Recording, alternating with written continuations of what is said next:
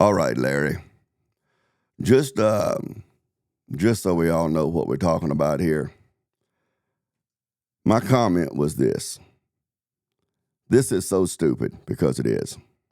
The category of Negroid referring to American blacks didn't even exist until the late 1700s. African blacks, rather, referring to African blacks, sub-Saharan blacks, the race that is referred to commonly today in 2026 as, referring to black people. That term didn't even exist until the 1700s. It was the late 1700s. And the Spanish word for the color black is negro. So referring to the dark Indians, the Native Americans, as Negro in the 1500s wouldn't mean that the Jesuits were saying that the Indians were, in fact, blacks as we know and call people black today. And your so wonderfully and eloquently worded counter-argument was wrong with an exclamation mark. I'm really overwhelmed by your intellectual depth and academic mastery. So, if you're interested, let's go, because I have so much. What I don't understand is why it's become so trendy in the last few years. As great as the sub-Saharan black races are, and as much as they've contributed to the culture of the West, it baffles the mind, at least it baffles my mind, why it's become so trendy and common in the last few years for black people and groups of black people to come up with these kind of stories to try to say, oh, well, we were the original Native Americans, things that are easily disproven with just basic historical records. And I know some people say, well, the historical records have been changed and blah, blah, blah, blah. But they can't show any evidence of that. So, I mean, and that's not even counting things like DNA testing and that sort of stuff. I just don't understand why so many black Americans have gotten on this bandwagon where every great historical figure was really a black person. And now, we were the first Native Americans and stuff. But let's look at this. This is the original post by this, however you pronounce that name. In 1519, and neither one of us, well, I know I haven't, I'm assuming you haven't actually researched the claims that this person makes. So the claims itself could be junk, but I'm just going to grant that this story is accurate. It's probably not, but I'm just going to grant it for the sake of discussion. In 1519, traveling Jesuits wrote that the Brazilian canoemen they saw were, quote, so black that they could have been taken for sailors on the Sea of Styx.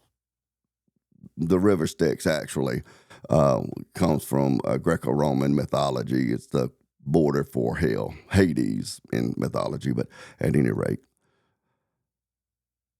The terms Negro and Indios were used interchangeably to describe the natives in the journals of early missionaries who were not referring to blacks from Africa. It's probably true. I would accept that as being true, but it doesn't matter.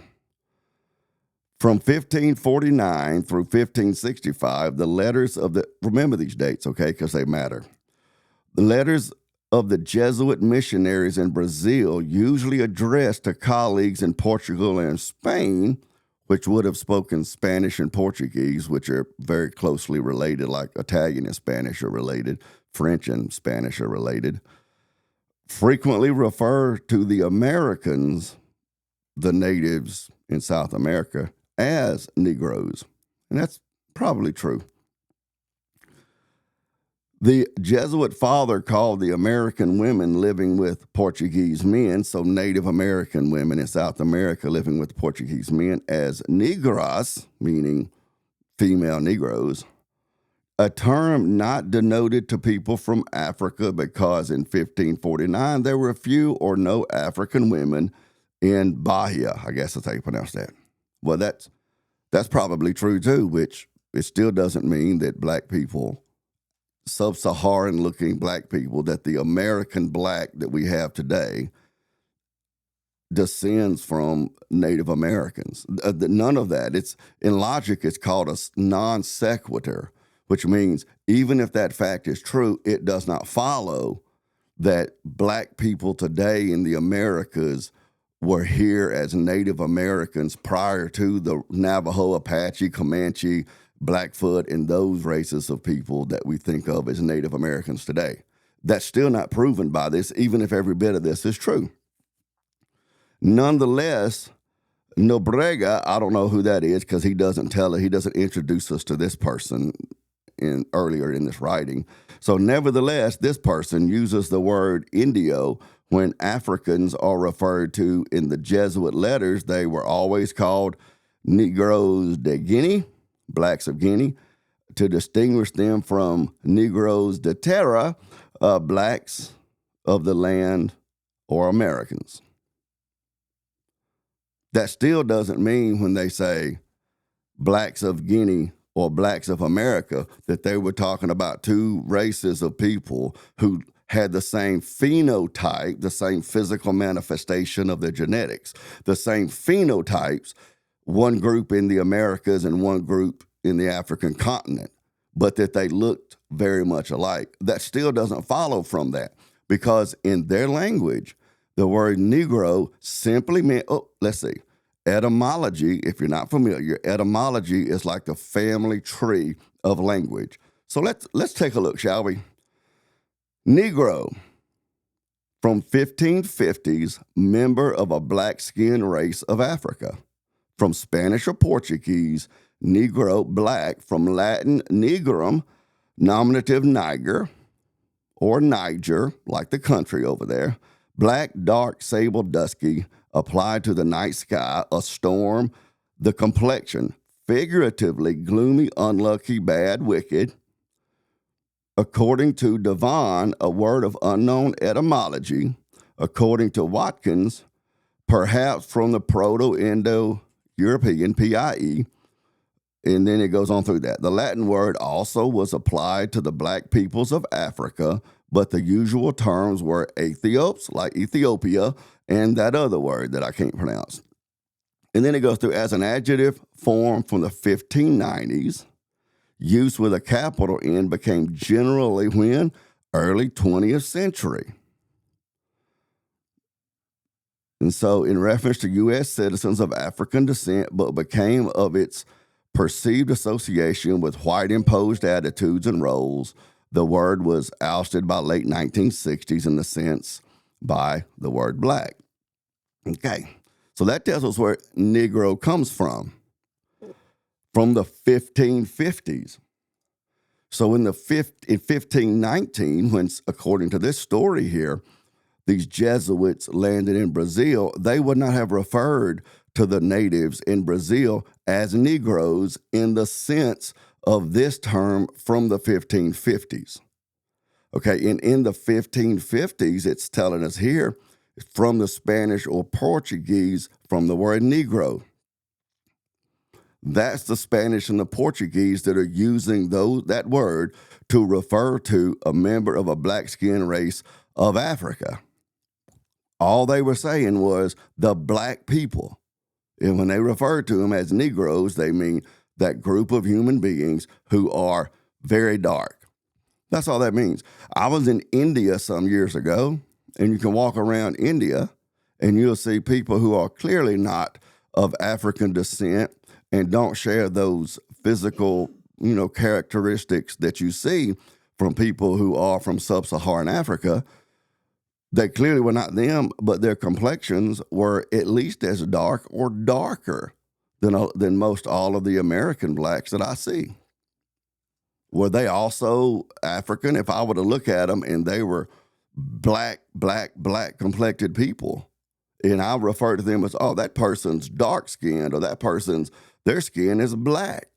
Does that mean I'm saying that they look like sub-Saharan Africans? Of course not. That's what these Jesuit missionaries, according to this story, this is actually accurate, that's what these Jesuit missionaries were saying when they rolled up in 1519 and saw these Native Americans come out that were very, very dark complected.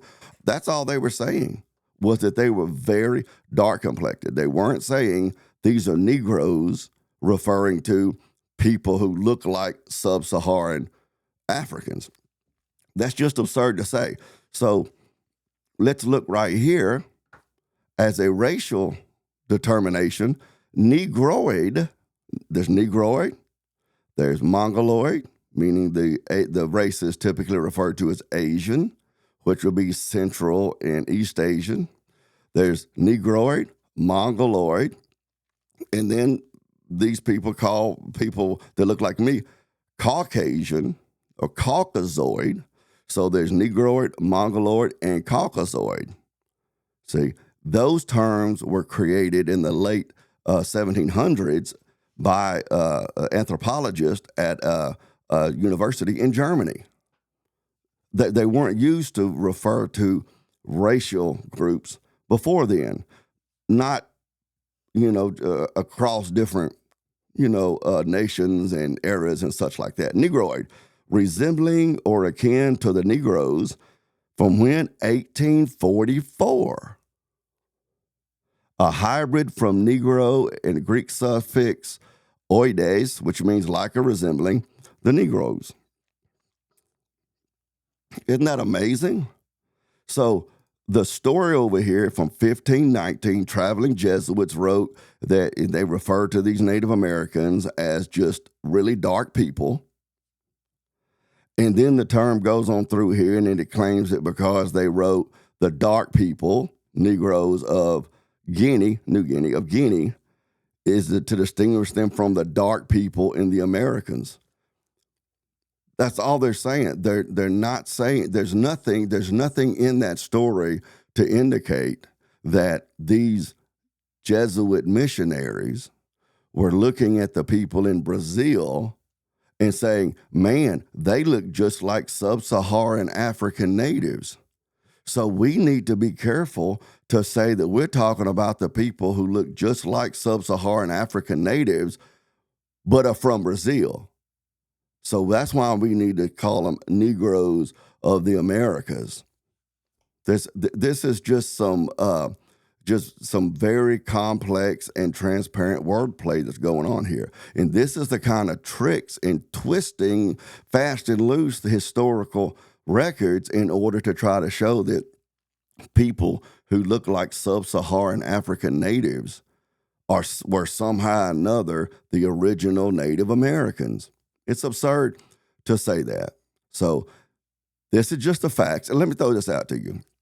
There's a medical condition my wife has called Addison's disease.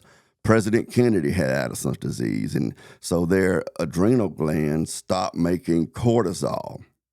And you'll go into organ failure and die if you don't have cortisol. Okay, so the body, before the Addison's patient ends up dying, will start trying to convert other chemicals into cortisol. It can't do it, but it goes into a process of doing that. And what it ends up creating is more melanin. Okay, it just ends up creating more melanin. And so that person will have an overabundance of melanin, because I had some fool on a debate panel tell me a week or so ago that I didn't have any melanin. That dude actually believed that. He said I should call myself non-melanated because I didn't have no melanin. Everybody's got melanin. I hope you realize that. This fool on this debate panel didn't realize it. Everyone has melanin. Well, no. Albinos don't have melanin. See, so unless someone's an albino, they have melanin. The lighter colored human beings, like myself, have less melanin than the darker complected human beings. But even white people like me, I get out in the sun, those UV rays interact with the melanin in my skin, I'll turn tan, darker and darker tan. See, not as much as a lot of other white people, because I tend to sunburn and that's it. And then I'll get a little bit darker, and then before it's all said and done, I'll have skin cancer. But I have melanin in me. But when an Addison patient, when their body tries to synthesize the cortisol, it ends up producing an overabundance of melanin, so their complexion will get browner and browner and browner. That's why President Kennedy looked like he had this constant, eternal suntan. It was because he suffered from Addison's. So if an Addison's patient manages to not die, and their body keeps producing more and more melanin, so they get darker and darker and darker. Do they suddenly become a black person as we consider that term to mean today? Of course not. That's absurd. And it's just as absurd for this sort of thing right here in this Facebook post and this whole idea, this whole claim by a lot of people that, oh, we was Native Americans. We was here before, the other people that y'all call Native Americans were here. In this write-up, that word indios, that they weren't meaning Indians. When Christopher Columbus landed, he thought he was in India, but that's not why he called them Indians. The reason we know this is why education is so important, and much more important than just what a salary someone can earn with their education. We know that Christopher Columbus did not call them Indians because he thought he was in India, because the nation we know today as India didn't even exist. When Christopher Columbus sailed the ocean blue in 1492, which was, 28 years before this. So we're not talking about a very long time. When he sold the ocean blue in 1492, the area we know today as India was referred to as Hindustan, not India. It wasn't even a unified nation. It was a bunch of little bitty Hindu kingdoms. So it's completely absurd to say that he looked at the people and he said, oh, well, these are Indians, as in India. Not the case at all. What he said was that they were in Deos, meaning of God. That there were these people here that were of God. See, in Deos. And that's where that word evolved from. Education is a wonderful thing. So maybe you can go do some actual research and gather up some historical and, like I did, linguistic evidence to prove that these canoe men in Brazil were actually of the phenotype of sub-Saharan blacks. Maybe you can actually do that and formulate an argument more than wrong with an exclamation mark. Because it's my information, my position is not based on how I feel about it or what I wish was true or what somebody else told me and made me feel warm and fuzzy, and they seem like a trustable person, so I just accepted it. My position is based on actual research and academic records. Now, you're free to throw those out if you want. You can make up whatever reality you want to make up, but the truth is still the truth. And I'm Dane.